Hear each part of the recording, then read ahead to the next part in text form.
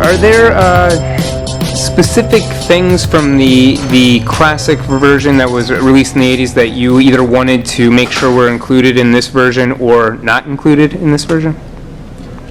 Yeah, definitely. I was a fan of the movie when I was younger, and I watched it over and over and over again. And I think that a lot of the fans, that's the case for people that know this movie, definitely watched it more than once, I think.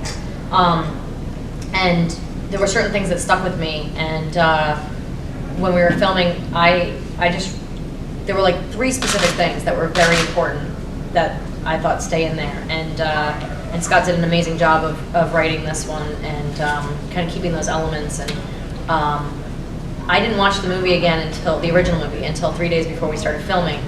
And I watched it with my 10-year-old just so that I could kind of get his perspective of what still worked and what devices still were frightening enough for a kid. And because these days, they're so desensitized to everything, and they're so much more sophisticated, and they've seen all these devices before. So I wanted to make sure that some of these things still worked, but at the same time make our own movie and have something a little bit different. And Scott can talk to a little bit about. Well, that was to me that to me was the challenge. I had seen this movie when it first came out in 1981.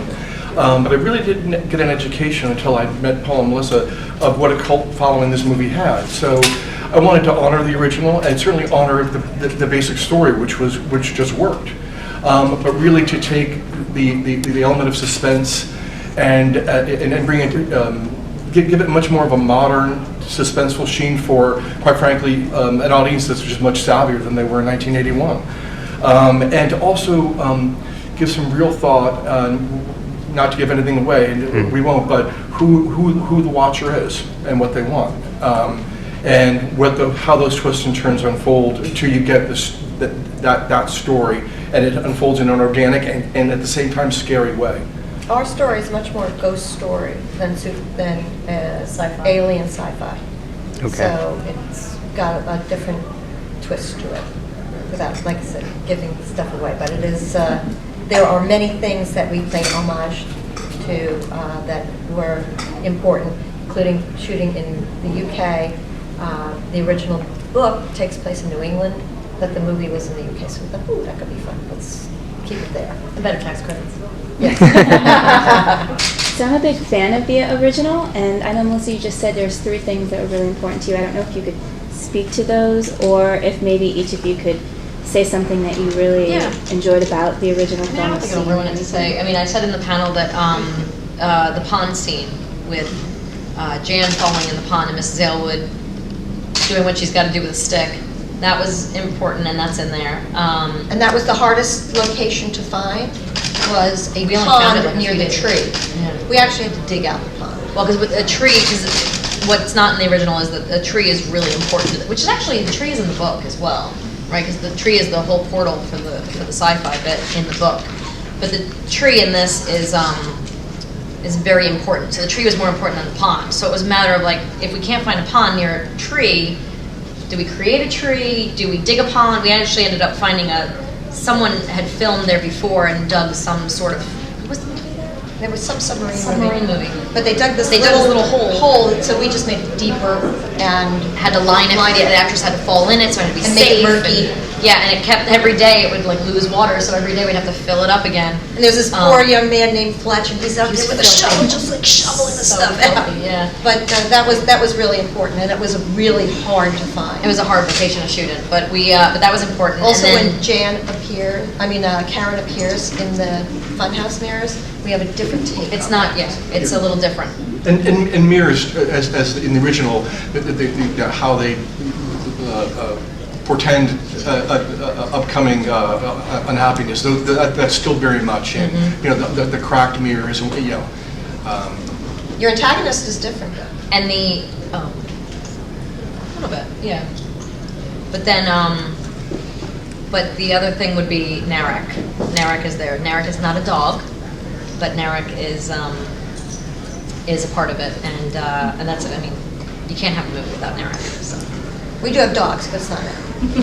We just got them free at locations. Wherever someone had a dog, we'd be like, "Can you make him run through the scene?" Literally. As I said, my website is Brazen Women. So for Melissa and Paula, what does being brazen mean to you? Fearless, I think. Being fearless, being bold. My nickname used to be the Dragon Lady. Yeah. Nickelodeon days. Nickelodeon days. Whenever she come to set, they'd be like, oh, the Dragon Lady's here again. But no, for me, it's Drew Barrymore called you a few names, too. Oh, yeah, she did. She did like me. But I think for women nowadays, you might be called brazen or bold. If you were a man, you'd be a real strong guy. But here, we get nicknamed certain things. You're a bitch. You're whatever. Dragon Lady. Dragon Lady, because you are strong.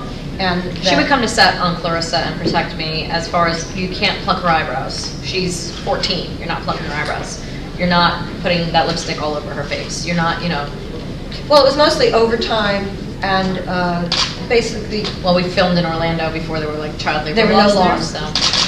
Yeah, so I made sure that she was treated properly. And they'd come down, they'd be like, oh, she's here again. Now she's good. She was in New York, so when she'd come down to set, she would put her foot down about certain things, and they would call her names, and she was protecting her daughter.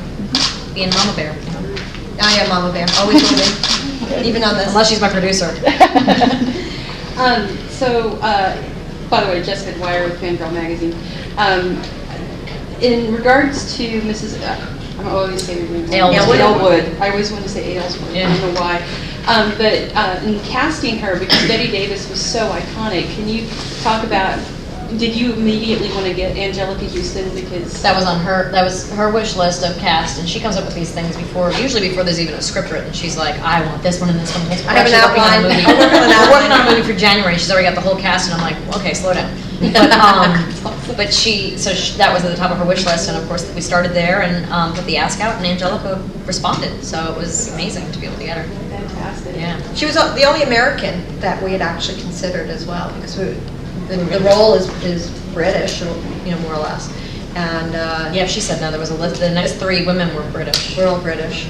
And more, less well known, let's put it that way.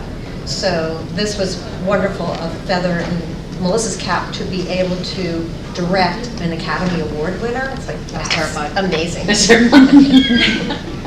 She was like, really? You had to get Anjelica Huston? She's tough, she's gonna be hard on me. She's not gonna listen to what I have to say. Then the first conversation we had on the phone, she was a doll. She was lovely. Yeah, she was very easy to work with and a pro. Always came to set ready. Had a lot of great ideas about her costume and her character and backstory and whatnot. So she really came. She did her homework. Yeah. She really did her homework. It's one of my favorite actors. Yeah, and she's Anjelica Huston. Even if she just walks in and says hi, you're like, brilliant. It's brilliant. Get that? We're done. Wrapped. Brandon? Yes. You have a question? So my question is, in terms of, I know you were talking about the challenges of adapting to going to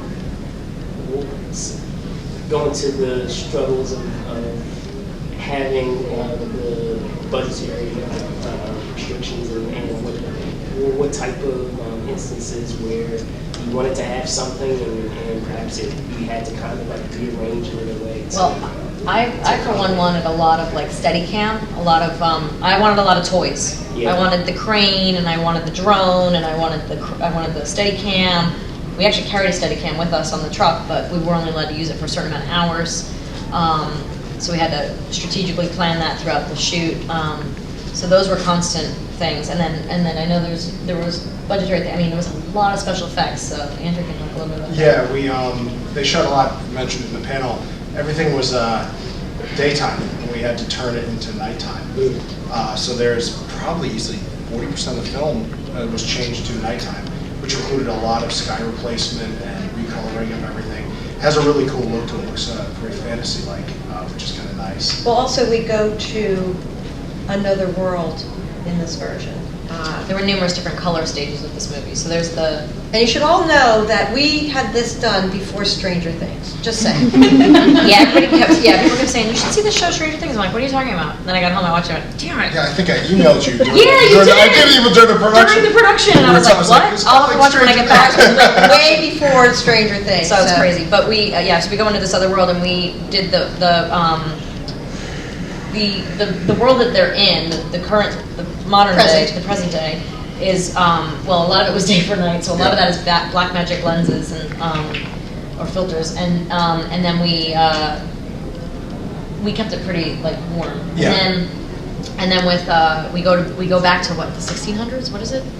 Well, it's And another. that's black and white. And 1300s. 1300s, but we go back, and we did that in black and white, and then we went to this other world where we put it all in blue. And so, right? Yeah. Well, No, it's kind of cooled it off. It was It cooled it pink. off, yeah. And then The other and one. Scott, I just wish we had done the feathers. Yeah, well, like the Stranger Things thing. They did, Oh, yeah. but they can't put that one. And also we have the 1980s look too. Oh yeah, that's Yeah, when they right. go- So that's a little bit. We Yeah, gave that a little there's sepia look, right? Yeah. So yeah. But budgetarily, things that she requested, I tried to make happen. So there was these flashbacks, and originally I wanted to take the flashbacks out because they're really expensive. Costuming is a lot, people's looks, hair, makeup could be very different, and I wanted to. We just get rid of those. She's like, no, we really need to have these. And we were really flashbacks. lucky. We found a costume shop that does a lot of like Doctor Who and stuff like that, right? So they had this huge costume shop that had, I mean, medieval, like anything you needed, they had it there. So we were really lucky. We were able to.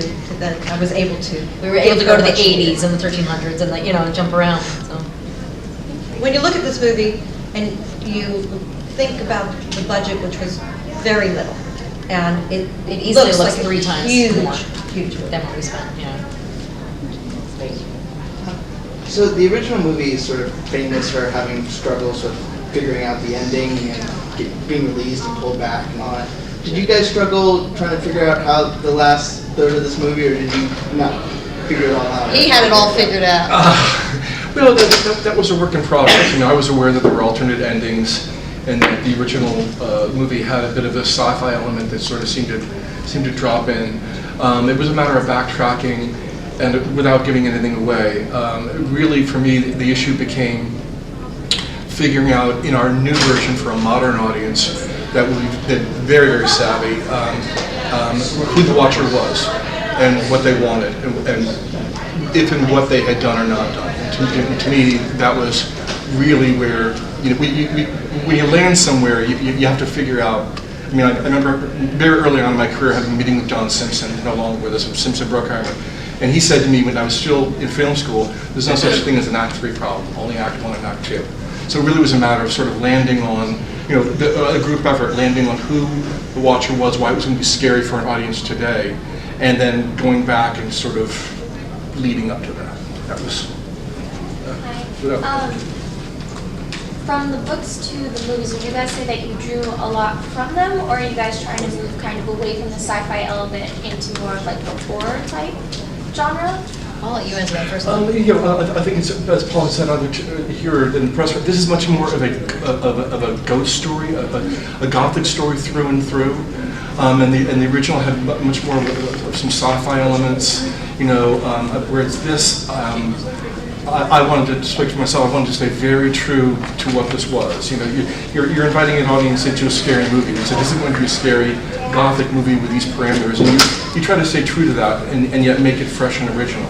And I think exactly that. But for me, Scott wrote an amazing script, and then for me, I wanted to, as the director, just keep certain things, certain feelings through it. But really, the book I used just as a guideline, just to see what the original author had thought, had planned for it, and then be able to bring some of that stuff to life. Like I really wanted Ellie, there's a thing in the book where she keeps scratching a scab on her knee, and just little things like that. You'll see Jan's always playing with the necklace. That's not in the book, but coming up with little things like that and trying to find little bits. I think the tree was a good carryover from the book, which, but then I think the first movie, the ending was confusing, and maybe that's what makes people remember it too, is a little bit you're like, what was that? What just happened? But I think I just wanted ours to be a little bit more clear about what transpires, who the watcher is, and the thing that was the most important to me about the whole movie, besides like the Narek and the pond and like 3 little moments, it was the relationship with the family, with Mrs. Elwood, Karen, and like, so basically the characters, but also mainly the watcher. It was that point of view. It was like using the camera as the watcher's point of view, and using that POV to sort of scare the crap out of you, really, which is what scared you back in the 80s and still works today. And you had mentioned it in the press conference, in the book, the woods are very much a character of themselves. They're alive, they're living, they're breathing. Yeah, and he had a great take on that originally that we didn't really get to.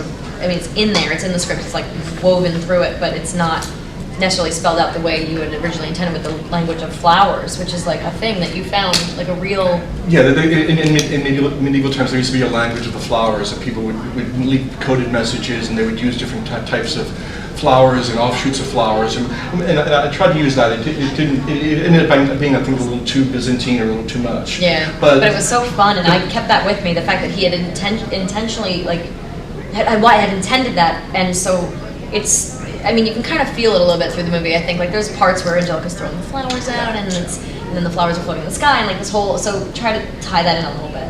And we have to wrap. Thank you so much, everybody. Thank you.